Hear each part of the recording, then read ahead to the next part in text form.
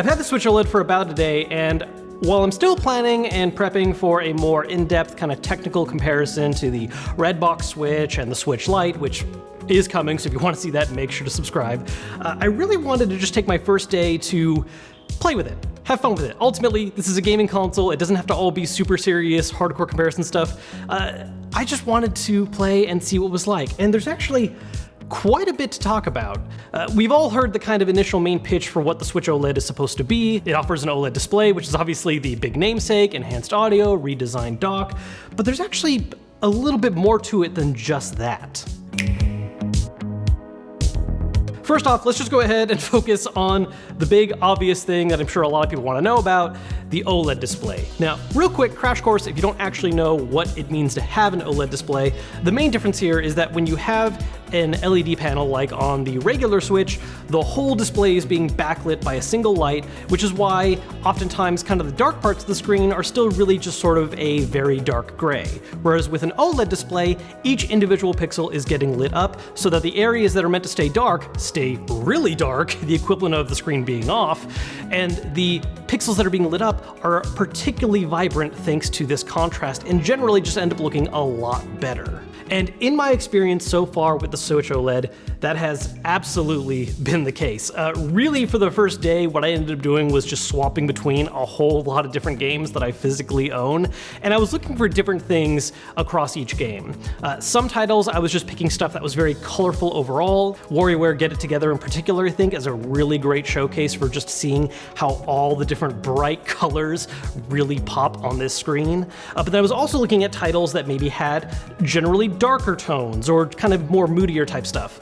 The stuff that really showcased this, Undertale, while not exactly being a graphical powerhouse or showcase, has a lot of black on the screen, and that is very noticeable on this display compared to the regular Switch. And one game in particular that I think does an excellent job of kind of balancing both of these things is Hades. This is a game that has very bright pops of color that are vibrant, but matches those with very deep blacks at the same time. And I think it's one of the best showcases for just really what kind of difference you can get on the OLED display. Now, the other thing I was kind of looking for, aside from, games that I think are really going to benefit from this display, I also did mess around with a couple of titles that traditionally have a little more of a problem on the Switch when it comes to things like performance. Obviously, one of the really big arguments and discussions that was going on before the Switch OLED reveal was people really wanting there to be some kind of more powerful Switch, and it turns out the Switch OLED is the same internals.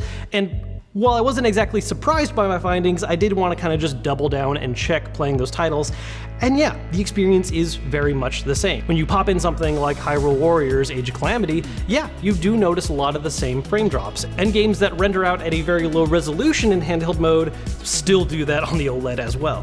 What I do think is worth clarifying though about this though, is also clearing up what I think some people had a fear of when it came to the larger screen on the OLED. Aside from being an OLED panel, the Switch OLED does also have a larger screen than the regular Switch while maintaining a mostly the same body. We'll talk about that in a little bit. But what some people were worried about is that by having the same resolution display, but also a larger display, you're dropping down the pixel density, which is therefore going to make for a worse looking image. And no, not really. This is something I actually calculated back when the Switch OLED was first revealed, and the optimal viewing distance for the Switch OLED's larger screen compared to a regular Switch is literally just an inch, 3 centimeters if we're going by metric. Are there some games where you might be able to notice the most minute, noticeable difference in sharpness?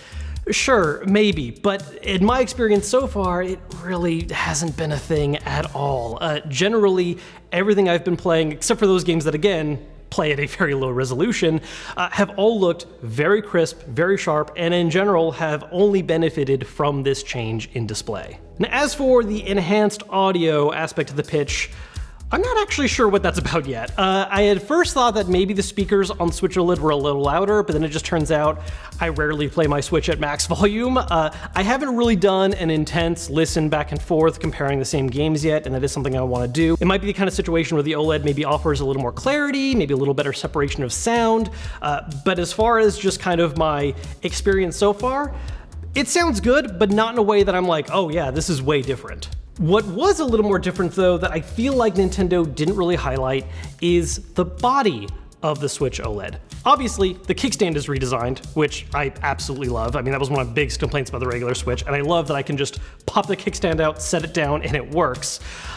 But it also seems as though, in general, the OLED is honestly just kind of better built. Part of it being an OLED display, it actually has a glass screen instead of the plastic screen on the traditional Switches, which is a nice little upgrade. It just feels a little more tough. And while the body still feels like it is made out of a plastic, it seems to be a more rigid, tougher plastic compared to the main Switch. And the kickstand, look, I'm not a materials expert. I can't tell if this is a very high quality plastic or just a cheaper, affordable metal, but it does seem noticeably more firm than the rest of the plastic on the Switch body and is actually colder to the touch in comparison. Just let me listen to that. Yeah, come on. Now, one big question that I've gotten from a lot of people about the Switch OLED is, will my insert accessory here work with it? I am planning on doing a more in-depth video where I'm going to grab a lot of the accessories that I have on hand and test each one individually, but I will say that the finding I'm having right now is that despite the fact that it looks basically the same in photos, when you have them side by side, the Switch OLED is actually ever so slightly wider than the original Switch. If you stack them next to each other, you'll actually see how one Joy-Con just kind of slightly bumps above the other. What this ends up doing is, for the vast majority of accessories that don't really require a tight fit, like say a carrying case, yeah, it's fine, no big deal. But anything that really focuses on having a snug, tight fit on the regular Switch is going to have an even snugger, tighter, possibly not good fit on the OLED. The Satisfy grip was one of the main things a lot of people have asked me, and that was one of the first things I tried because I do use that pretty often.